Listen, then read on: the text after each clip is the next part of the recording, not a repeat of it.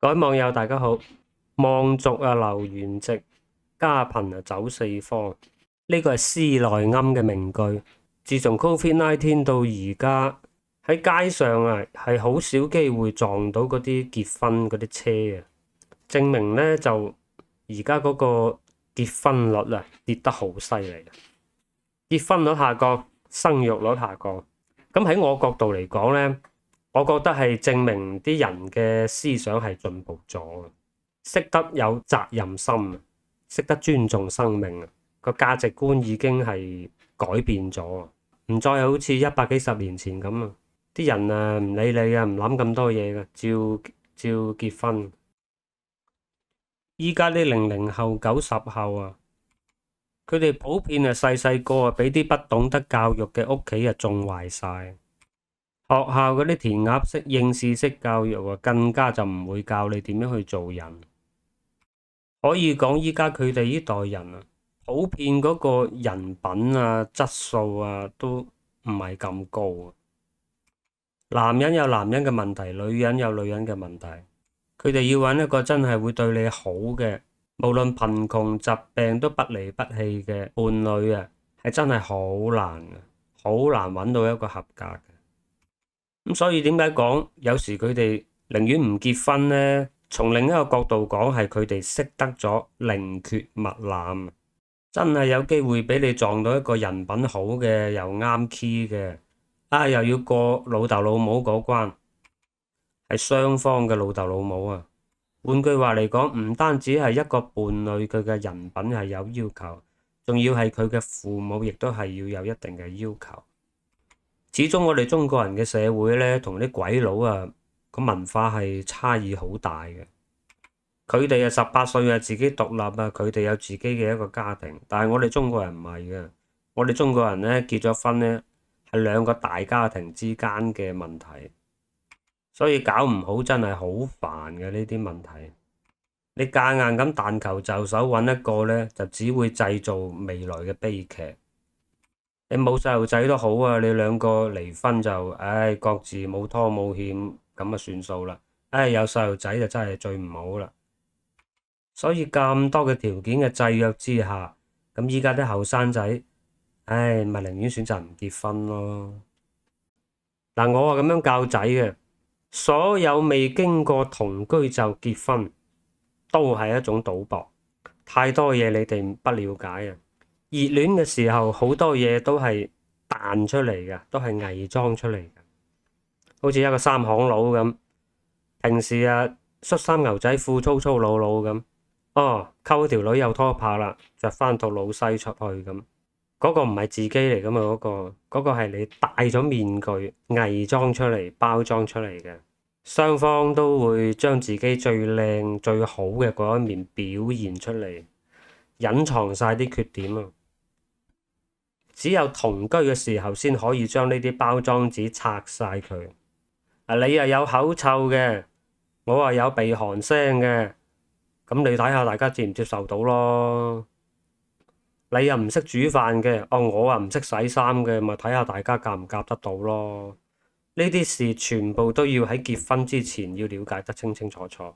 只有同居先可以表露無遺，知道長短，了解深淺之後，先假設對方現有嘅缺點係不能改變嘅，係不會改變嘅。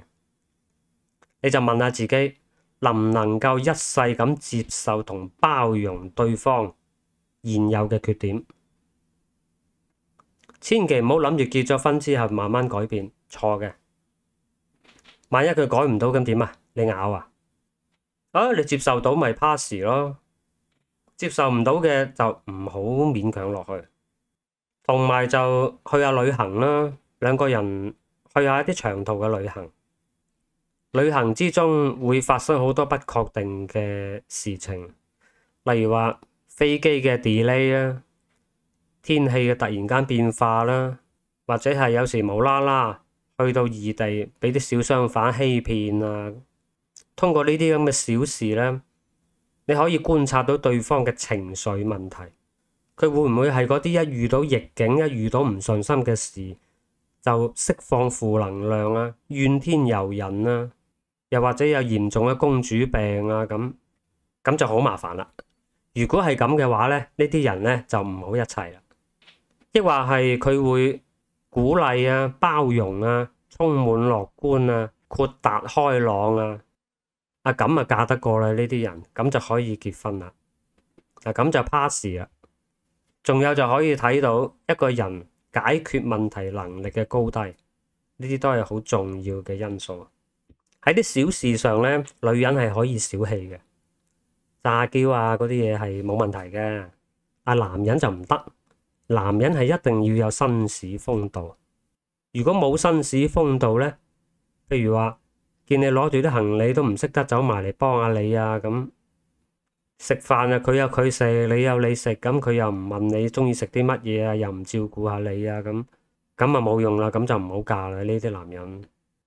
女人都係喎，女人啊下下都用金錢去評論價值嘅，咁就唔好啦。男人啊最緊要大方，修身齊家治國平天下。嗰啲縮骨揼柒啊、一毛不拔啊嗰啲男人咧，千祈唔好嫁，你啊聽住離婚嘅啫。呢個同富有貧窮係無關嘅，呢種男人係不會有前途。男人就要有嗰種天生我材必有用，千金散盡還復來嘅嗰種氣度。男人啊一定要大方豪邁。仲有好重要嘅一點咧，就係兩個人會唔會其中有一個係習慣講大話嘅？呢個好重要嘅，千祈就唔好講大話。無論係大事小事，你記住，只要從第一個大話開始，你哋嘅契約精神就失去。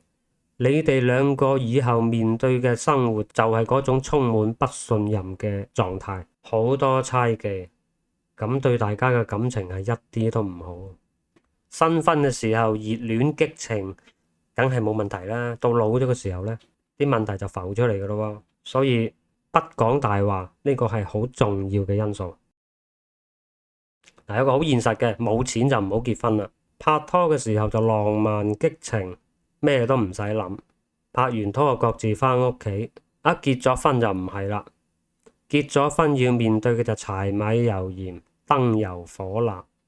唔同嘅地方咧有唔同嘅環境，你唔好攞歐美嗰啲發達國家嚟講，人哋有免費醫療、免費教育、全民退休，BB 仔出世嗰啲奶粉錢都唔使你出嘅，同我哋係唔同噶。